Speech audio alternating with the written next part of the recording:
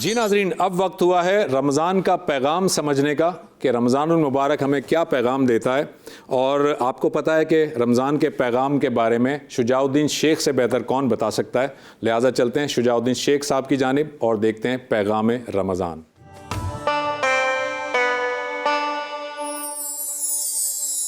الحمدللہ رب العالمین والصلاة والسلام علی سید الانبیاء والمرسلین، اما بعد، اعوذ باللہ من الشیطان الرجیم، بسم اللہ الرحمن الرحیم۔ وَكَذَلِكَ جَعَلْنَاكُمْ أُمَّةً وَسَطًا لِتَكُونُوا شُهَدَاءَ عَلَى النَّاسِ وَيَكُونَ الرَّسُولُ عَلَيْكُمْ شَهِيدًا، صدق اللہ العظیم۔ اللہم صلی علی محمد وعلی آل محمد وبارک وسلم۔ رب اشرح لی صدری ویسر لی امری واحلل عقدۃ من لسانی یفقہوا قولی واجعل لی وزیرا من اہلی، آمین یا رب العالمین۔ ناظرین کرام، السلام علیکم ورحمۃ اللہ وبرکاتہ۔ اللہ تعالیٰ نے نبی اکرم صلی اللہ علیہ وسلم کی امت کو شہادت کے فریضے کو ادا کرنے کے لیے برپا کیا ہے۔ قرآن کریم میں شہادت کا لفظ فریضہ شہادت کے لیے استعمال ہوتا ہے۔ قرآن کریم میں اس امت کے افراد کو شہداء کہا گیا ہے۔ قرآن حکیم میں رسول اکرم صلی اللہ علیہ وسلم کے لیے شہید کا لفظ استعمال ہوا ہے۔ شہادت ایک فریضے کا نام بھی ہے جس کو ادا کرنا امت مسلمہ کی ذمہ داری ہے۔ قرآن کریم میں سورۃ البقرہ کی آیت نمبر 143 میں اللہ تعالیٰ نے ارشاد فرمایا، وَكَذَلِكَ جَعَلْنَاكُمْ أُمَّةً وَسَطًا لِتَكُونُوا شُهَدَاءَ عَلَى النَّاسِ وَيَكُونَ الرَّسُولُ عَلَيْكُمْ شَهِيدًا۔ اللہ تعالیٰ فرما رہے اسی طرح ہم نے تمہیں ایک امت وسط بنایا۔ وسط درمیان کو بھی کہتے ہیں، بہترین کو بھی کہتے ہیں عربی میں، اور بیلنس کو بھی کہتے ہیں، متوازن کو بھی کہتے ہیں۔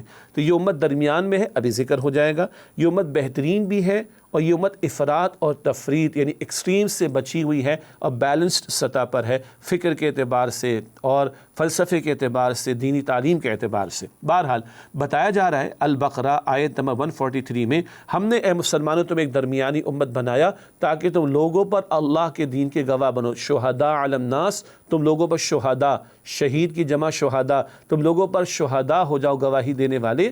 وَيَكُونَ الرَّسُولُ عَلَيْكُمْ شَهِيدًا، اور رسول اللہ علیہ وسلم تم پر شہید ہو جائیں۔ رسول اکرم صلی اللہ علیہ وسلم تم پر شہید یعنی گواہی دینے والے ہو جائیں۔ شہید کی جمع شہداء، امت کو شہداء کہا گیا اور حضور علیہ السلام کے لیے شہید کا لفظ استعمال ہوا۔ ہم جانتے ہیں کہ جو لوگ اللہ کی راہ میں جان کا نذرانہ پیش کر دیں اس کے دین کی خاطر، اس کی راہ میں، ان کو شہید کہا جاتا ہے۔ بات بالکل درست ہے، اور احادیث مبارکہ میں راہ خدا میں جان کا نذرانہ پیش کرنے والوں کو شہید کہا گیا۔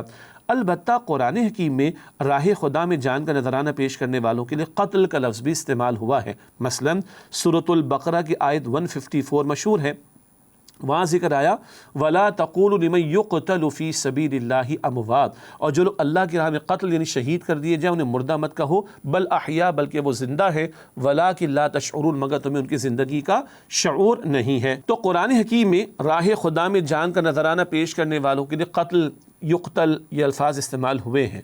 البتہ جس آیت کا ہم ابھی مطالعہ کر رہے ہیں البقرہ آیت 143، شہید کا لفظ حضور اکرم صلی اللہ علیہ وسلم کے لیے استعمال ہوا، شہداء کا لفظ امت کے لیے استعمال ہوا۔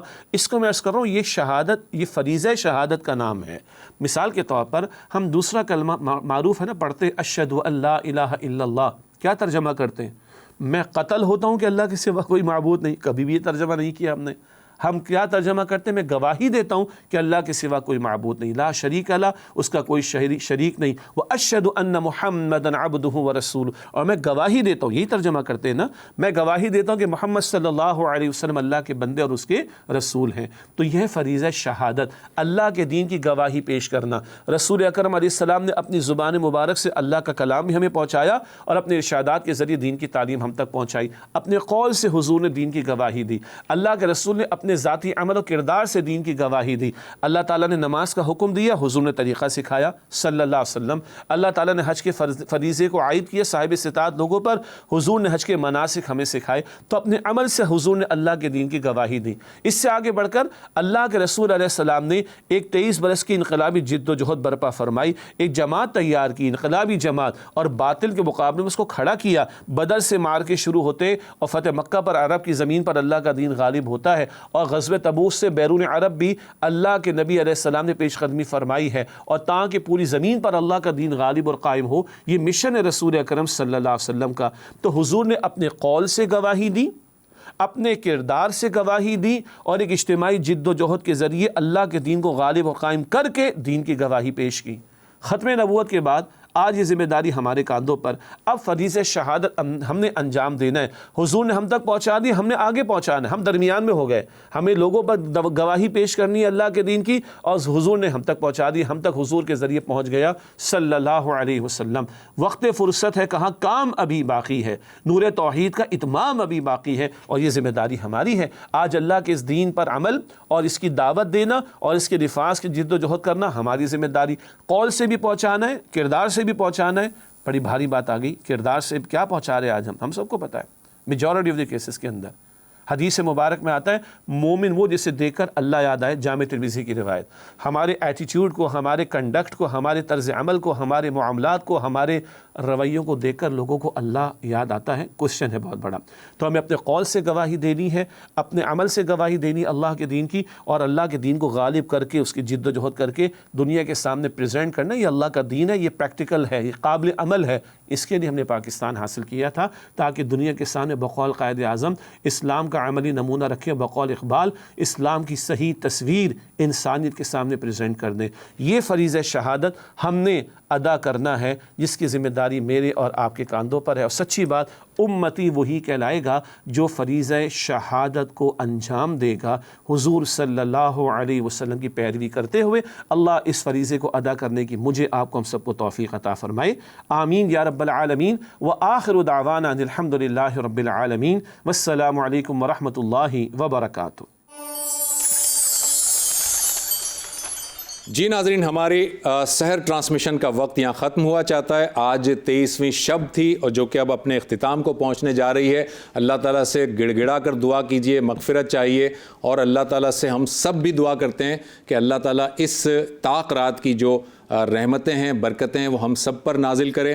آج کی ہم نے اس ٹرانسمیشن میں حضرت یونس علیہ السلام کے واقعے میں آپ کو بتایا کہ ان کی جو دعا تھی وہ بہت زبردست دعا انہوں نے کی تھی مچھلی کے پیٹ میں جب وہ تھے، لا الہ الا انت سبحانک انی کنت من الظالمین، جسے عام طور پر ہم آیت کریمہ کہتے ہیں۔